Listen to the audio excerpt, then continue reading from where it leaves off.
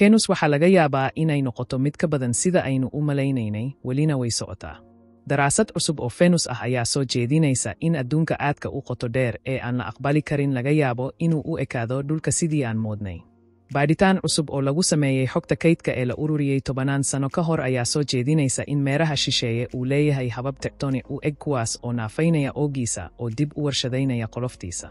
Haddii ay arrintu sidaa tahay, dabadeed muuqaalada waaweyn ee wareegsan ee dusha Venusia ee loo yaqaan Porone waxa ay noqon karaan furahaya fahamkeena hababka gudaha ee meeraha. Porone lagama helo dhulka maanta, si kastaba ha ahaatee, waxaa laga yaabaa inay jireen markii meeraheena yar yahay iyo ka hor intaan la dhisin tectonic saxan, ayuu yidhi saynisyahanka meeraha Gail Ascioli oo ka tirsan jaamacadda Maryland iyo xarunta duulimaadka hawada ee Goddard ee NASA. Marka la isku daro xogta dhufisjiidadka iyo xogta muuqaalka dhulka, cilmi baaristan waxay bixisay aragti cusub oo muhiim ah oo ku saabsan hababka hoose ee suurtogalka ah ee hadda qaabaynaya dusha sare ee Venus. 4 astaamood oo Porone ah oo ku yaal Venus oo ay qaadatay howlgalka NASA ee Magellan. Sawirada Magellan ee Porone ee Venus, saacada u jeeda dhanka bidix ee sare, Artemis, Quetzalcoatl, Behet iyo Fotla. NASA Gibraltar. Venus ma laha taarikada tectonic sida dhulku leeyahay. Halkan adduunka gurigeena, taarikada kala jajaban ee qoloftu u qaybsanto waxay abuurtaa dhaqdhaqaaq firfircoon, juquraafi firfircoon iyo muuqaalo dusha sare ah, u oggolaanaya kulaylku inuu baxsado iyo dib u warshadaynta walxaha qolof ah. Xitaa iyada oo aan lahayn taarikada tectonic, si kastaba ha ahaatee, dusha Venusian waxaa ka buuxa caddaynta dhaqdhaqaaqa gudaha kaas oo ka soo riixaya hoosta oo abuuraya deformations.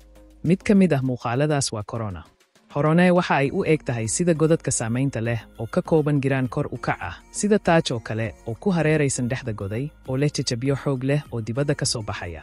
Waxay isu jiraan 100 kiiloomitir. Saynis yahanadu waxay markii hore u maleeyeen in dhismayaashani ay yihiin godad, laakiin baadhis dhow ayaa daaha ka qaaday inay dabeecad ahaan foolkaanooyin yihiin. Waxaa loo malaynayaa inay ka dhashaan tubooyin walxo dhalaalay oo kulul oo ka soo qulqulaya gudaha meeraha, oo dusha sare u riixaya qubad kadibna gudaha ku dunta marka tuubadu qaboojiso. Walaxda dhalaalaysa ayaa markaa ka soo daadanaya dhinacyada qubada duntay si ay u sameeyaan giraanta. Inkasta oo Venus uusan lahayn taarikada tectonic, dhaqdhaqaaqa tectonic ayaa loo malaynayaa inuu u jiro qaab isdhexgalka u dhexeeya tufaaxyada iyo litosfere. Cilmi baarayaashu waxay u maleeyeen in isdhexgalkan uu ka dhici karo Corone hoostiisa. Waxay soo saareen moodallo si ay u qeexaan xaalado kala duwan oo ku saabsan samaynta Porone iyadoo loo marayo tubooyin. Kadib, waxay barbardhigeen moodooyinkan ka dhanka ah dhufisjiidka iyo indho-indhaynta muuqaalka sare ee NASA's Magellan Probe, kaasoo qaatay dhowr sano oo wareeg ah oo baranayay Venus 199 eber meeyadii. Waxay adeegsadeen xogta muuqaalka dhulka si ay u aqoonsadaan 75 Corone iyo xogta culayska si ay u fahmaan waxa hoostooda ka socda. Kooxdu waxay ogaatay in 52 ka mid ah koofiyadu ay kulul yihiin, bulooyan oo ah walxo dhalaalay oo ufan ka yar walxaha ku xeeran, lagana yaabo inay wadaan hababka tectonic.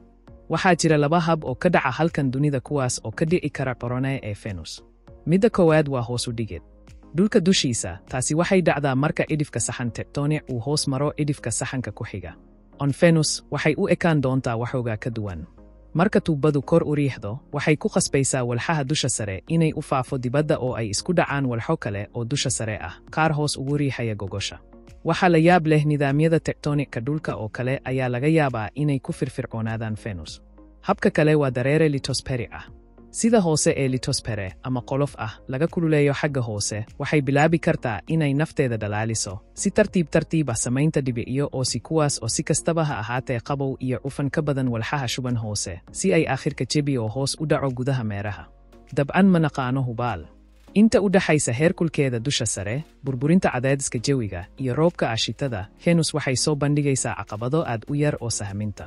Si kastaba ha ahaatee, Corone waa, saynisyahanadu waxay yiraahdeen, diiradda weyn u saaran baaritaanka mustaqbalka, ugu yaraan sababtoo ah isbarbardhigga suurtagalka ah ee adduunkeenna. Porone aad bay ugu badan tahay Venus. Waa astaamo aad u ballaaran, dadkuna waxay soo jeediyeen fikrado kala duwan sannadihii la soo dhaafay sida ay u abuurmeen, ayay tiri saynisyahanad meeraha Anna Gilter oo ka tirsan jaamacadda Bern ee Switzerland.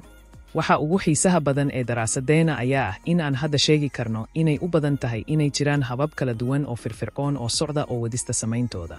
Waxaan rumaysanahay in hababkaas isku midka ah ay dhici karaan horaantii taariikhda dhulka. Cilmi baarista waxaa lagu daabacay horumarka sayniska.